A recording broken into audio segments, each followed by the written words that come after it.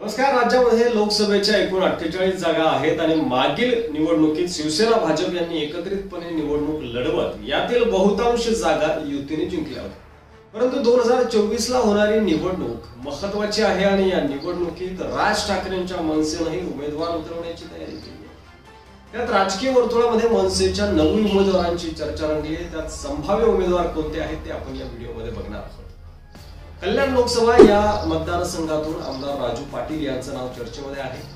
ठाणे या लोकसभेतून अभिजित पानसे किंवा अविनाश जाधव यांना उमेदवारी मिळू शकते. तर पुणे लोकसभेमधून वसंत मोरे यांच्या नावाची जोरदार चर्चा आहे. उत्तर पश्चिम मुंबई लोकसभा मतदारसंघामधून शालिनी ठाकरे या मैदानात आपल्याला दिसू शकतात. दक्षिण मुंबई लोकसभा मतदारसंघातून राज ठाकरेंचे राईट हँड बाळा नांदगावकर मैदानात असतील.